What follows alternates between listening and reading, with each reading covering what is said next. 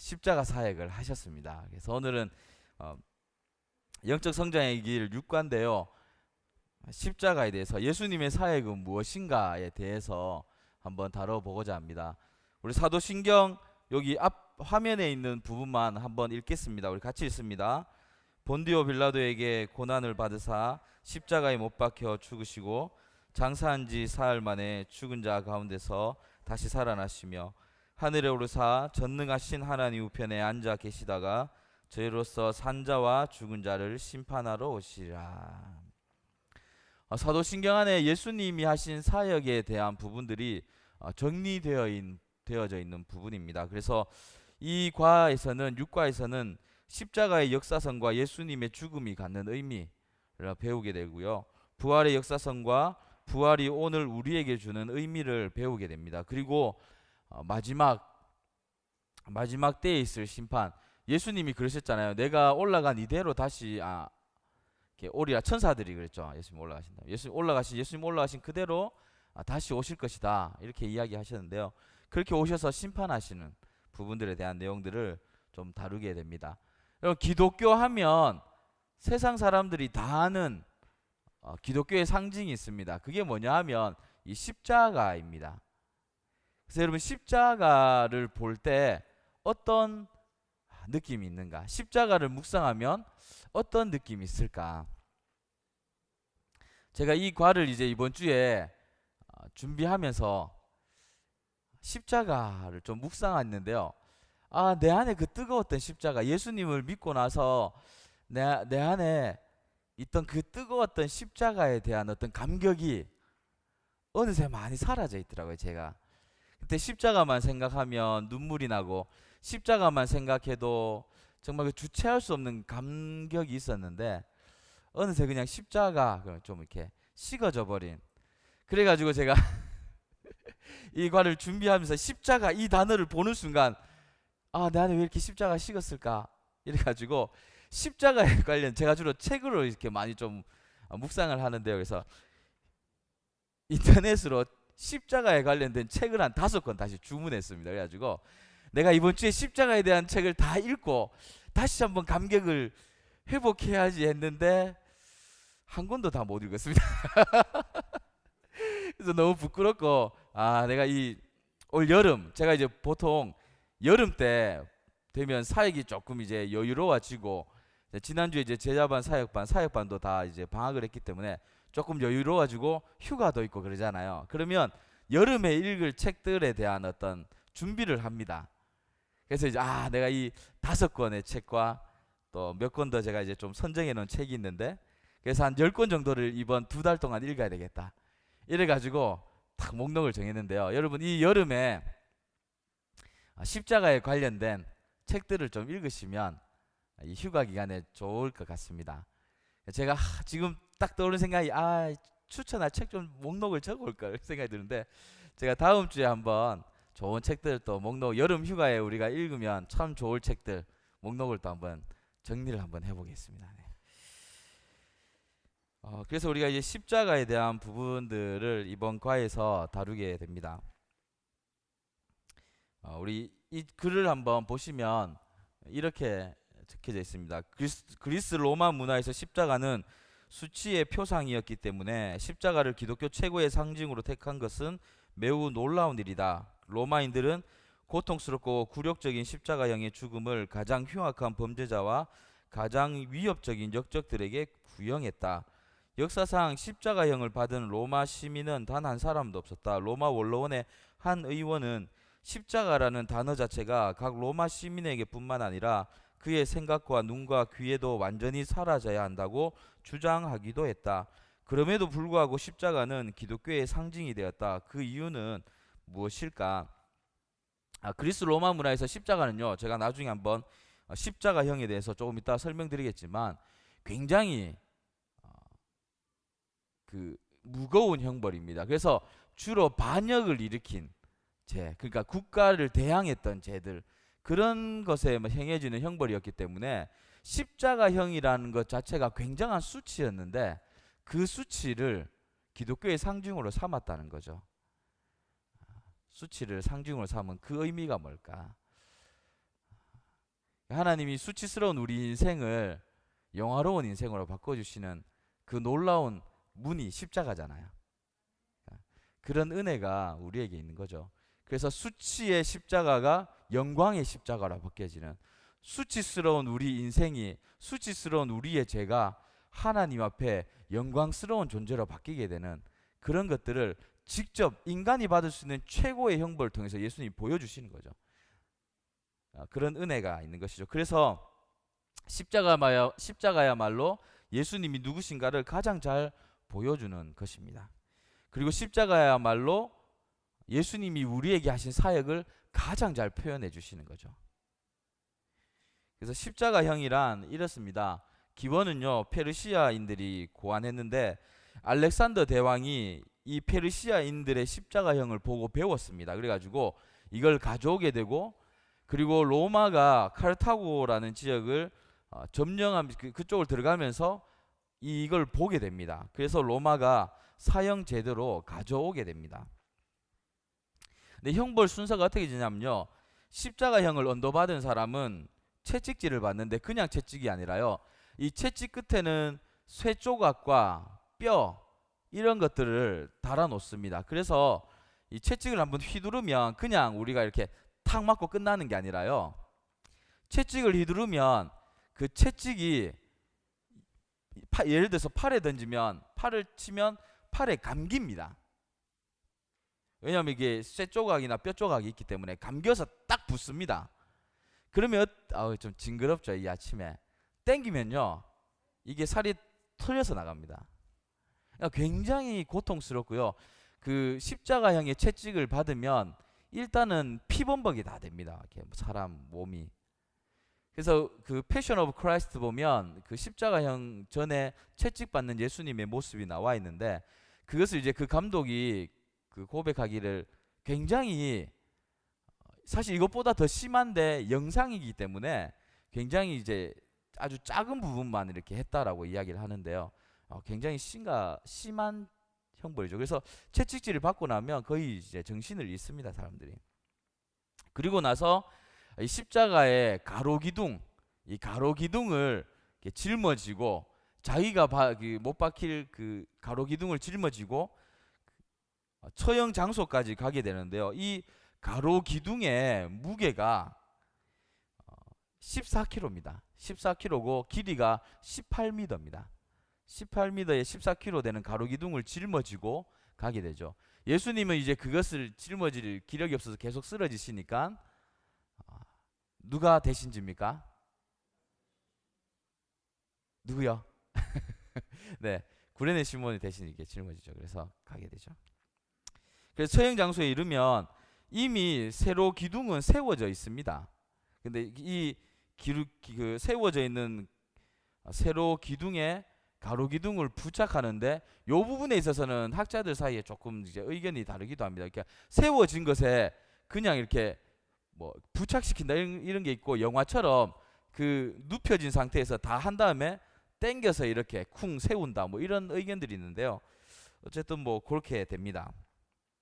그리고 몸이 십자가에서 미끄러지지 않도록 18cm 정도의 못으로 이렇게 죄인의 손과 발에 못을 박습니다.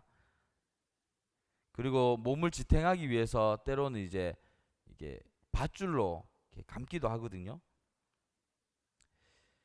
근데 이 쇠 못으로 이렇게 박으면 고통스럽잖아요. 근데 약간의 여유를 줍니다. 팔을 이렇게 쫙 펼쳐서 받는 게 아니라 약간 여유를 주고, 다리도 쫙 피는 게 아니라 약간 무릎을 굽혀서 박습니다. 그래가지고 너무 고통스러울 때 이렇게 몸을 돌릴 수 있도록, 그래서 무게를 다른 쪽으로 해서 조금 고통을 좀 경감하도록. 아침부터 이렇게 잔인한 이야기를 해서 죄송합니다. 하면서도 좀 그런데, 그래서 36시간 36시간 하루하고 조금 지나면 하루하고 이 굉장히 이 형벌이 하루 만에 죽지 않도록 최소한 36시간은 십자가에 매달려 있을 수 있도록, 산채로 매달려 있을 수 있도록 진행이 된대요. 그리고 36시간이 지난 후에 대부분 죽는다고 합니다. 그래서 타는 목마름, 모욕받는 고통, 경련, 현기증, 수치, 죽음을 눈앞에 둔 공포, 이런 모든 것들이 십자가형이 가지고 있는 아주 참혹한 형벌인 거죠. 그러니까 요 내용이 그 리스트로벨 게리 풀이라는 분이 지은 패션 오브 크라이스트라는 책에 나와 있습니다. 그래서 아주 좀 상세하게 잘 설명이 되어 있는데요. 예수님이 이걸 감당하셨다는 거죠. 하지 않으셔도 되는데 우리 때문에, 우리가 해야 되는데 대신했다는 거죠. 그럼 우리가 왜 예수님의 사역에 대해서 배워야 하는가? 예수님의 사역을 이해할 때 복음의 비밀을 깨닫고 복음의 감격에 빠질 수 있기 때문이죠. 복음의 감격은 영적 성장의 가장 큰 원동력이기 때문입니다. 그런데 우리의 문제는 뭐냐면 복음의 핵심이고 기독교 신앙의 뿌리인 십자가와 부활에 대해서 우리가 잘 모르고, 사실 모른다기보다는 알지만 내 안에서 막 생명력 없는 거죠, 이게. 그리고 구원의 감격과 복음의 기쁨을 우리가 자주 잃어버리고 삽니다. 그래서 지난주에 제가 이제 설교할 때 그 사람은 무엇으로 사는가, 톨스토이의 그 단편 사람은 무엇으로 사는가의 그 세 가지 질문에 대한 부분들 우리가 늘 던져야지만 우리가 이 복음의 감격을 가지고 사실 살아갈 수 있는 거죠. 우리의 마음에는 뭐가 있는지, 그리고 우리에게 허락된 건 무엇인지, 허락되지 않은 것은 무엇인지. 하나가 뭐였죠? 갑자기 생각이 안 나. 이제 1번 질문으로 들어가 보면요, 1번 질문의 핵심이 이겁니다. 예수님이 이 땅에 오셔서 행하신 사역이 뭔가? 우리 마태복음 4장 23절 같이 한번 읽겠습니다. 예수께서 온 갈릴리에 두루 다니사 그들의 회당에서 가르치시며 천국 복음을 전파하시며 백성 중에 모든 병과 모든 약한 것을 고치시니. 우리 9장 35절도 같이 읽습니다. 예수께서 모든 도시와 마을에 두루 다니사 그들의 회당에서 가르치시며 천국 복음을 전파하시며 모든 병과 모든 약한 것을 고치시니라.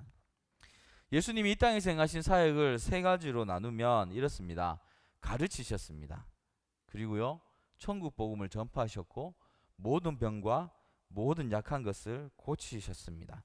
이것이 예수님의 3대 사역인데요. 여러분, 가르치시고 전파하시고 고치시고 이 세 가지를 한 가지로 설명할 수 있습니다. 그게 뭐냐면요, 회복입니다. 회복. 예수님이 이 땅에 오셔서 하신 사역은 회복의 사역이었습니다. 그럼 뭐냐 하면 가르치셨다는 건요, 끊어진 말씀의 회복이었습니다. 이스라엘은 하나님의 백성이잖아요. 하나님의 말씀을 듣고 하나님의 말씀에 따라 살았던 백성입니다.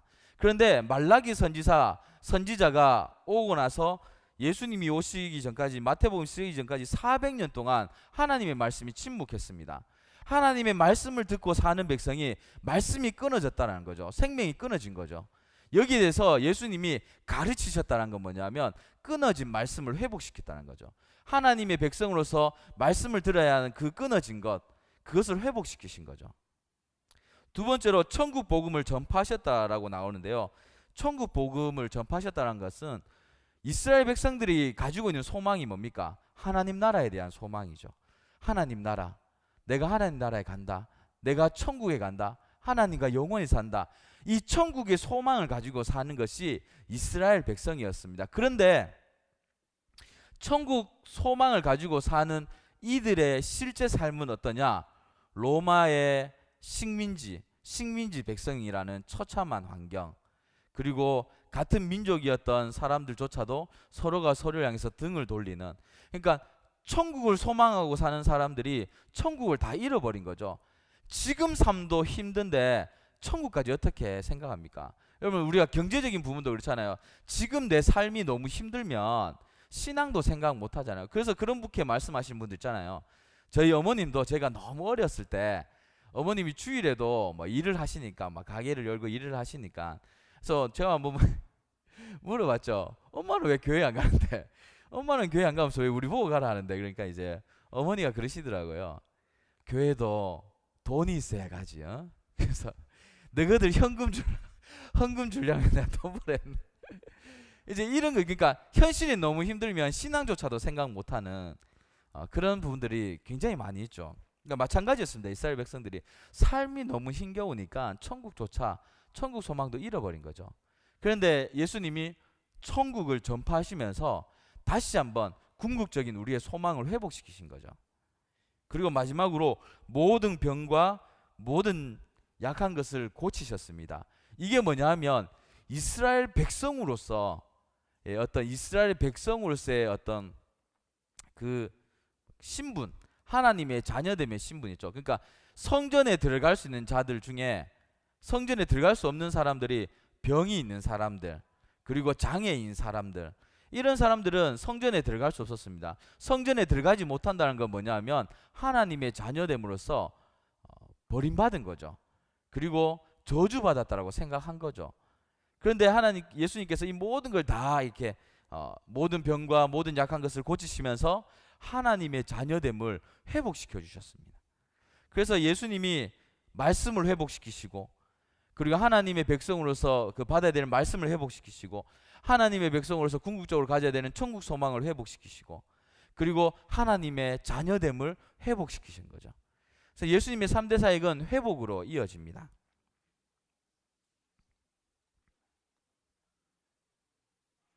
그래서 예수님이 이 땅에 하신 사역은 가르치시고 천국 복음을 전파하시고 모든 병과 모든 약한 것을 고치셨는데, 이것은 회복의 사역이었다라는 거죠.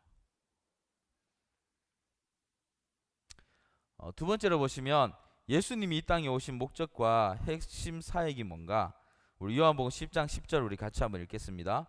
도둑이 오는 것은 도둑질하고 죽이고 멸망시키려는 것뿐이요 내가 온 것은 양으로 생명을 얻게 하고 더 풍성히 얻게 하려는 것이라. 아멘. 예수님이 이 땅에 오신 목적은 뭐냐 하면 양들이 생명을 얻게 하는 거죠. 근데 얻는 것으로 끝나는 것이 아니라 더 풍성하도록, 생명을 얻고 풍성하게 하도록 하는 것이 예수님이 이 땅에 오신 목적이었습니다.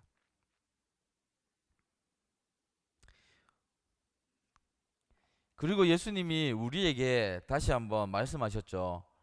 우리에게도 이 사역을 하도록, 요한의 아들 시몬아 내가 나를 사랑하느냐, 내 양을 먹이라, 내 양을 치라, 내 양을 먹이라. 이 사역을 우리에게 맡기셨죠. 천국에 올라가시면서 우리에게 동일하게 이 사역을 맡기셨죠. 그러면 뭐냐면 우리가 하나님이 우리에게 맡기신 양들을 향해서 그들에게 생명을 전해주고 있는지, 그러니까 생명만 전해주는 것을 끝나는 게 아니라 그들의 삶이 더 풍성해지도록 우리가 하고 있는지, 그러니까 우리가 돌봐야 되는 거죠. 다시 한번 우리에게 적용시킨다면 우리가 맡고 있는 양들, 우리가 받고 있는 훈련생들, 우리가 있는 그 훈련생들이 나를 통해서 예수님의 생명이 전달되고 있는지, 그리고 이들을 더 풍성하게 해주고 싶으신 예수님의 어떤 그런 마음과 행함들이 나를 통해서 전해지고 있는지, 그러니까 우리가 교사로서 생각해 봐야 될 부분입니다. 그래서 제가 이것들을 준비하면서 그러니까 여러분들에게 이것을 가르쳐야 되겠다, 또 양육을 해야 되겠다 하면서 늘 생각하는 게, 내가 목사니까 이것보다는 하나님이 나에게 맡기셨기 때문에 내가 나를 통해서 하나님의 생명이 어떻게 하면 좀 더 전해질 수 있을까, 어떻게 하면 좀 더 풍성하게 될 수 있을까, 그래서 막 연구하는 거죠. 우리 훈련생들에게도 그렇게 하면 좋겠습니다. 그래서 훈련생들을 위해서 기도하고 훈련생들의 필요를 살피고 훈련생들에게 우리가 정말 마음을 다할 수 있는 예수님의 마음으로, 그러면 우리가 너무 좋을 것 같아요. 저는 이제 책을 사면 책 위에 도장을 찍습니다. 내 거라고. 그러니까 뭐냐면 제가 책을 읽고 나면 사람들 많이 이렇게 주거든요. 이 책 너무 좋다 하면 읽어버리고 이렇게 많이 주는데 누굴 줬는지를 몰라요. 근데 이제 도장을 보면 제 거를 아니까. 근데 그 도장이 어떻게 쓰였냐면 하나님의 마음으로 이렇게 쓰여져 있거든요. 제가 신대원에 딱 들어가면서 하나님이 나에게 이제 이 목회자의 길을 주셨는데, 목회자의 길을 걸어갈 때 어떻게 걸어갈까? 모든 일에 하나님의 마음으로 하자, 예수님의 마음으로 하자. 이게 이제 제 마음이었고요. 그래서 제가 설교의 원칙 중에도 제가 나름대로 목사로서 설교할 때 내가 이런 원칙을 가지고 해야지라는 그 중에 하나도 이 설교, 그러니까 제가 늘 새벽마다 기도하는 게 그거거든요.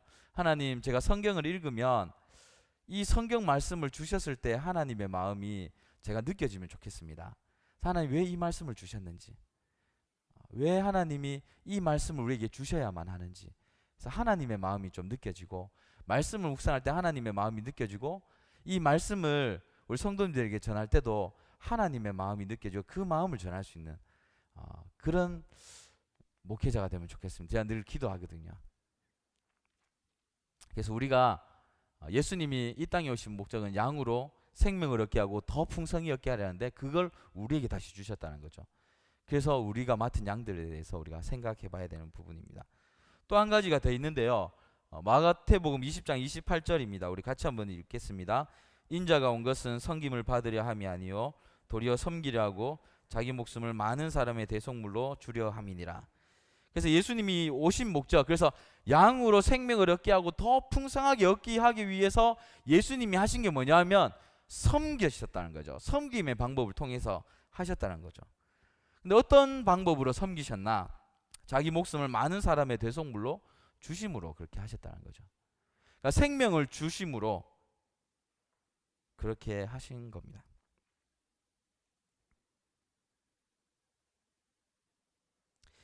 계속해서 보시면 요한복음 12장 47절인데요. 이렇게 이야기하죠. 예수님이 오신 목적을 무엇이라고 이야기하는가? 세상을 구원하기 위함이라고 이야기합니다. 정리하면요, 예수님이 이 땅에서 하고자 하신 핵심 사역은요, 생명을 얻게 하는 겁니다. 생명을 얻게 하는 궁극적은 뭐냐면 세상을 구원하는 거죠. 그리고 구원하시는 방법은 섬김을 통해서. 그럼 어떻게 섬기셨는가? 자신의 목숨을 내어주심으로 하셨다는 거죠. 그러니까 어제 제가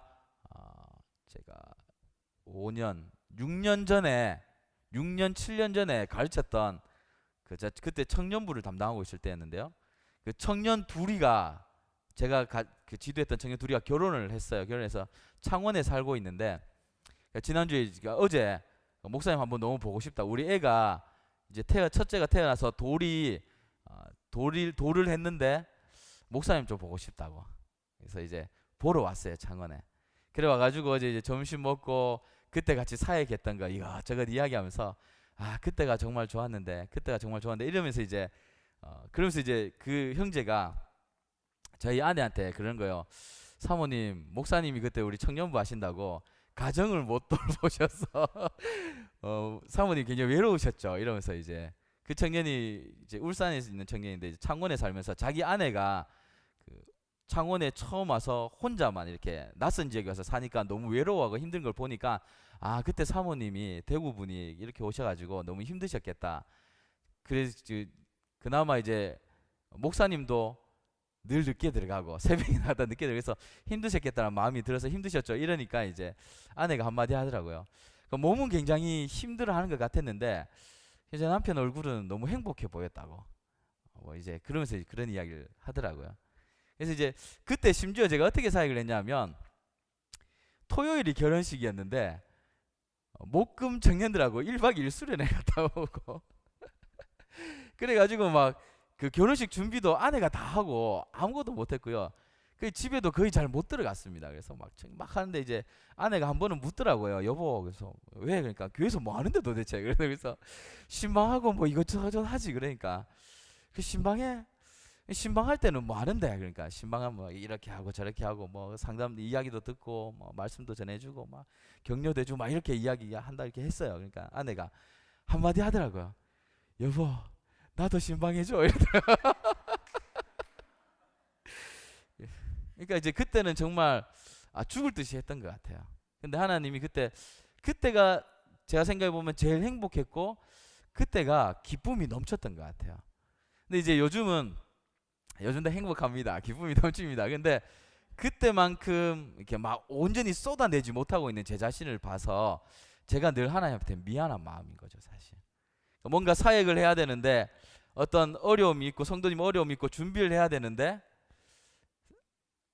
내가 지금 이게 뭐 내가 몸이 너무 피곤한데 내가 지금 이걸 너무 하고 싶은데 이래서 좀 이게 우선순위에서 무조건 이렇게 하나님 일이 먼저 했는데 조금 이렇게 막 이렇게 좀 왔다 갔다 하는 제 자신을 보면서 좀 죄송한 것 같습니다. 예수님 그냥 목숨 내놓는 것 단번에 결정하시고 단번에 오셔서 주저하지 않고 하셨는데 저는 너무 계산적이 돼 간다는 생각이 들어서 참 하나님 앞에 죄송한 모습입니다. 복음서 제자들은 예수님의 생애 중 마지막 일주일의 시간에 많은 지면을 할애했다. 누가는 4분의 1, 마태와 마가는 3분의 1, 요한은 거의 절반을 예수님의 마지막 일주일에 집중하고 있습니다. 사도들이 이렇게 강조한 이유가요, 예수님의 마음을 보았기 때문입니다. 그래서 바울은 고린도전서 2장 2절에서 이렇게 고백합니다. 내가 너희 중에서 예수 그리스도와 그가 십자가에 못 박히신 것 외에는 아무것도 알지 아니하기로 작정하였다. 우리는 참 이게 잘 안 되는 것 같아요. 바울 또 고백하죠. 내가 예수 그리스도 외에는 모든 걸 다 배설물로 여기기로 했다. 그가 가지고 있던 학문적인 최고의 학문, 학위, 로마 시민권 최고의 신분, 그리고 종교 지도자들의 어떤 위치에까지 올라가는 종교 지도자들과의 교제를 있던 그런 모든 것들, 그가 다 이렇게 버릴 수 있었던 거, 예수님 때문에. 그러니까 우리는 참 잘 안 되는 것 같아요. 내 신분도 중요하고 내 재산도 중요하고 모든 게 다 중요한, 좀 부끄러운 모습인데요. 우리 3번 보시면 이렇게 이야기합니다. 예수님의 행적을 알고 있는 사람은 얼마나 되는가? 여기서 알 수 있는 사실은 무엇인가? 이렇게 이야기하는데요. 누가복음 1장 1절에서 4절을 보면 이렇게 이야기합니다. 우리 중에 이루어진 사실에 대하여 처음부터 목격자, 예수님의 행적에 대한 목격자, 수많은 이스라엘 백성들이 있었고 십자가에 못 박히는 현장에도 수많은 사람들이 있었죠. 목격자, 그리고 말씀에 일꾼된 자들이 전하여 준 그대로의 내력을 젖을 알고 붓을 든 사람이 많다. 어쨌든 예수님의 행적을 아는 사람들이 많고 그 사람들의 동일한 마음은 뭐냐 하면 전해주고 싶다는 거죠. 전해주고 싶다는 거.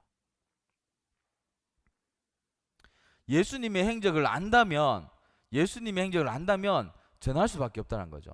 제가 그 신앙생활을 하고 군대에서 예수님을 제대로 만났습니다. 뭐 교회는 다녔지만 예수님이 내 마음속에 깊이 들어오셔서 정말 인격적으로 정말 깊이 만나고, 그래서 그 보초를 서면서 밤하늘을 보면서 주님 이렇게 하면서 이제 하고 나서 제대를 이제 했는데, 지나가는 학생들을 보면, 제가 청소년기에 방황을 좀 많이 했거든요. 근데 교복 입고 지나가는 애들 보면 막 가슴이 주체할 수가 없는 거예요. 근데 주체할 수가 없는 것 중에 가장 큰 게 뭐냐 하면 걔들한테 예수님을 이야기하고 싶은 거예요. 예수님이 어떤 분이신지, 예수님을 정말 알아야 된다고, 그걸 너무 하고 싶은 거죠. 근데 이게 누가복음 1장 1절에서 4절의 그 내용이란 거죠. 예수님을 가슴 깊이 만난 사람은 예수님을 말하고 싶어서 견딜 수가 없다는 거죠. 우리가 만약에 그렇다면, 우리가 만약에 이런 게 없다면 우리의 모습이 어떨까? 믿지 않는 사람들을 봤을 때 우리의 감정이 아무렇지도 않다, 우리의 느낌이 아무렇지도 않다, 이랬을 때 이제 우리가 참 부끄러운 거죠. 자, 지난주에 교통사고라고 하기에는 미흡한 여기 이제 그 소라보고에 가서 밥을 먹고 나왔는데요. 그 수요일날 이제 저녁을 먹고, 예배드리기 전에 저녁을 먹고 이제 목사님 두 분이랑 나왔는데, 이렇게 가다가 갑자기 이제 목사님 한 분이 저를 잡아 당기는 거예요. 근데 제가 싹 뒤로 뒤로 밀려오는 동시에 차가 이렇게 저를 탁 치고 제 다리를 타이어가 밟고 지나갔어요.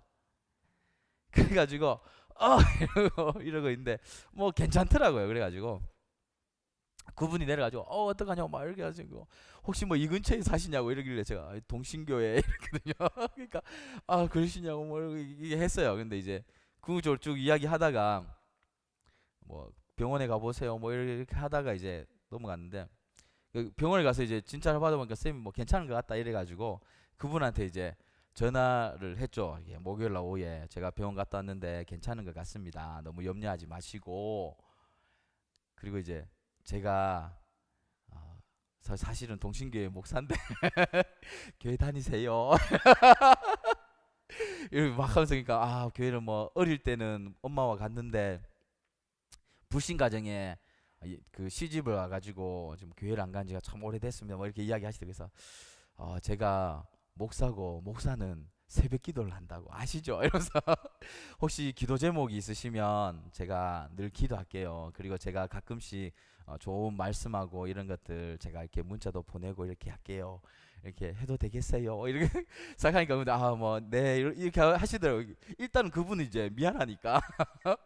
그리고 나서 이제 그때 이제 제 이제 태신자로 제 마음속에 작정이 됐습니다. 그분은. 이제 탁 그러니까 어떻게든 이제 뭔가 어떤 이 목사가 사실은 너무 폐쇄적이에요. 만나는 사람들이 다들 이제 우리 교회 분들만 주로 만나다 보니까 복음을 전할 기회가 잘 없거든요. 근데 이제 너무 감사하더라고. 이제 새 생명 축제도 다가오는데 하나님 저를 사랑하시는군요. 이 태신자도 주시고 이제 예수 목사님 오시면 작정도 해야 되는데 뭐 이러면서 그래서 이제 탁 하면서 틈이 나면 복음을 전해야 되는데 우리가 어떤 이것도 이제 하나님이 주신 기회다. 그래서 우리의 마음속에 그런 게 있어야 될 것 같아요. 어떻게든 틈이 나고 기회가 되면 이 예수님을 전해주고 싶은 마음. 이게 예수님이 우리를 위해서 행하신 그 십자가의 사건을 아는 사람이 마땅히 가져야 할 자세라는 거죠. 계속해서 보시면 이제 부활하신 예수님을 본 사람들이 누군가 이렇게 이야기하는데요. 고린도전서 15장 3절에서 8절에 보면 이렇게 이야기하죠. 게바에게 먼저 보이시고 5절에 보시면 게바에게 먼저 보이시고 12제자에게 보이시고 500여 형제에 보이시고 야고보 모든 사도와 그리고 내게도 보이셨다. 이렇게 쭉 이야기를 하고 있습니다. 예수님을 본 사람들이 많고 이 사람들은요 하나같이 복음을 전하는 삶을 살았다는 거죠.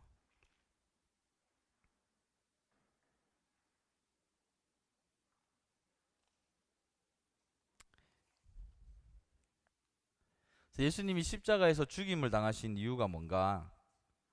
베드로전서 2장 24절인데요. 우리 이 부분 같이 한번 읽겠습니다. 친히 나무에 달려 그 몸으로 우리 죄를 담당하셨으니 이는 우리로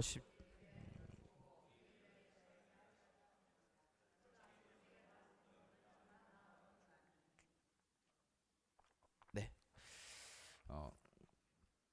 나무에 달리신 이유가 뭘까? 왜 나무에 달리셔야 하는가? 친히 나무에 달리셔야 하는가? 우리의 죄를 담당하기 위해서라는 거죠.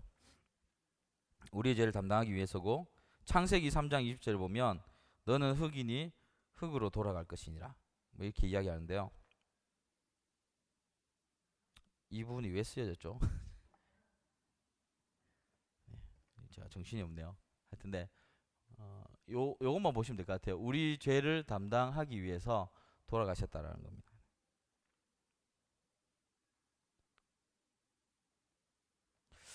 제가 뭔가 있었을 때는 이유가 있었는데 일단 넘어가겠습니다. 죄송합니다. 넘어가겠습니다.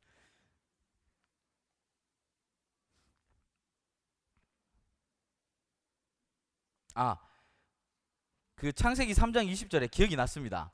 창세기 3장 20절에 그 창세기 3장이 그거잖아요. 그 아담과 하와가 죄를 짓고 나서 하나님이 나타나셔서 거기에 대해서 이렇게 쭉쭉쭉쭉 말씀하시죠. 그래서 뱀에 대해서 아담 하와 남자는 여자를 쭉 말씀하시면서 그 죄에 대한 형벌을 이야기하시는데 그 형벌 중에 뭐냐면 반드시 너는 흙이니 흙으로 지어졌으니 죽어야 된다는 거죠. 죽음이라는 게 죄의 형벌로 찾아왔잖아요. 원래는 영원히 살게 되는데 에덴 동산에서 그래서 죽어야 된다는 거죠. 근데 그 죽음이라는 것, 인간이 짊어진 그 죽음이라는 형벌을 친히 나무에 달려서 우리 죄를 담당하시고 그 죄에 대해서 죽으셨다는 것. 그래서 그 형벌을 예수님이 담당하셨다는 거죠.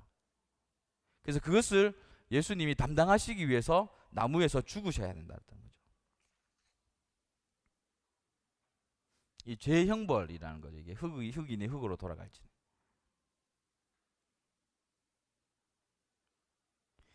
예수님이 십자가에서 죽임 당한 이유가 뭔가? 예수님은 자신을 누구로 비유하며 무엇을 하셨다고 말씀하신가? 그러니까 예수님은 선한 목자라고 이야기하시죠. 선한 목자다. 양들을 위하여 목숨을 버리셨다. 이렇게 이야기합니다. 나는 선한 목자라. 선한 목자는 양들을 위해 목숨을 버리거니와.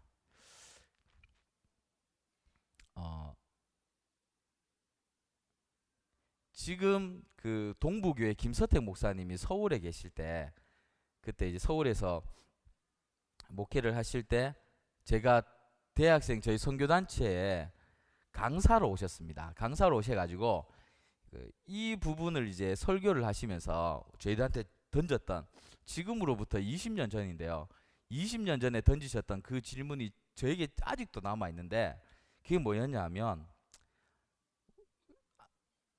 이렇게 말씀하셨어요. 설교 중간에 우리 모두 향해서, 당신은 너희들은 선한 목자냐 아르바이트 목자냐? 선한 목자는 양들 위해서 목숨을 버린다. 그래서 예수님 버리셨다. 아르바이트 목자는 돈을 위해서, 아르바이트 돈을 위해서 그 일을 하고 돈을 받으면 끝이다. 너희들이 하나님을 위해서 하는 일이 복을 받기 위해서, 뭔가 하나님 나에게 어떤 것을 주시기 위해서 하는 것에 고정되어 있으면, 그래서 뭔가를 한다면 너는 아르바이트 목자다. 선한 목자는 너희 양들, 너희들이 맡은 조언을 위해서 죽어야 된다.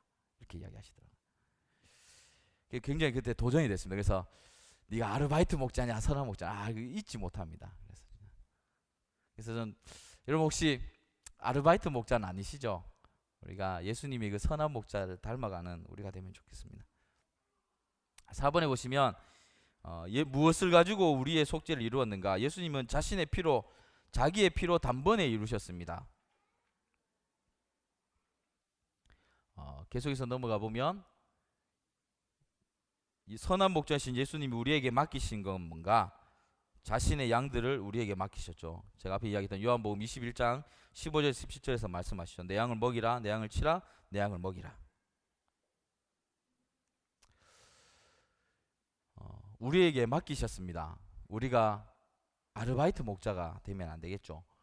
용서란 인간에게 가장 큰 의무이지만 하나님에게는 가장 심각한 문제이다. 왜냐하면 지난주 제가 설교 말미에 이야기했지만, 교환같이, 전에도 한번 이야기했지만, 예수님은 우리에게 생명을 통해 살리셨는데, 그 교환가치가 성립되려면 우리도 어떻게 살아야 될지 생각해 봐야 되는 거죠. 그러니까 예수님이 지불하신 대가, 그거 하나님이 지불하신 대가가 엄청난데, 그것에 대해서 우리가 어떻게 대하는가? 사도들은 헤롯과 빌라도, 이방인들과 유대인들이 함께 예수를 죽이려고 모의했다고 말한다. 하지만 예수님을 십자가에 못 박았다는 이유로 그들을 비판하는 것은 옳지 않다. 왜냐하면 만약 우리가 그들의 위치에 있었다면 우리 역시 그들과 똑같이 행동했을 것이기 때문이다. 아니, 실제로 우리는 그렇게 했다. 왜냐하면 우리가 그리스도로부터 등을 돌릴 때마다 우리는 하나님의 아들을 다시 현저히 욕을 보기 때문이다. 우리 역시 유다처럼 탐욕을 인하여, 대제사장들처럼 시기를 인하여, 빌라도처럼 우리의 야망을 위하여 예수를 희생시키는 것이다. 거기 너 있었는가? 그때 주가 십자가에 못 박힐 때라는 오래된 흑인 연가는 우리에게 묻는다. 우리는 그렇다. 우리는 거기에 있었다고 대답해야만 한다. 단순히 구경꾼으로 있었던 것이 아니라 음모를 품고 계획을 세우고 배반하고 흥정하고 넘겨주어 그분을 십자가에 못 박히게 한 모든 일에 참여한 장본인으로 그곳에 있었다. 우리는 빌라도처럼 손을 씻고 책임을 회피하려고 할 수도 있다. 하지만 빌라도의 시도가 헛되었던 것처럼 우리의 시도도 허사가 되고 말 것이다. 왜냐하면 우리의 손에는 피가 묻어 있기 때문이다. 우리가 십자가를 우리를 위한 것으로 바라볼 수 있기에 우리는 또한 십자가를 우리에 의해 벌어진 일로 보아야 한다. 이 존 스토트 목사님인데요. 존 스토트 목사님의 그리스도의 십자가라는 책이 있습니다. 이 십자가에 대한 아주 굉장한 탁월한 책인데요. 우리 십자가에 대한 부분들이죠. 네. 여기까지 하고 5번부터는 다음 시간에 하도록 하겠습니다. 자, 한번 기도하겠습니다. 하나님,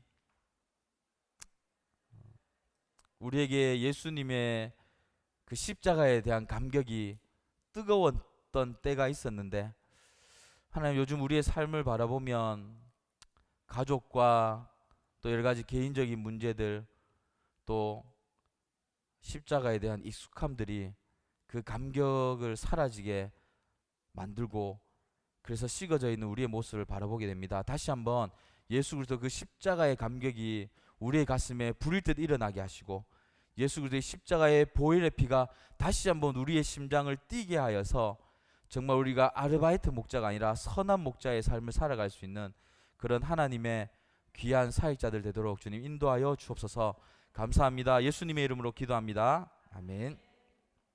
수고하셨습니다.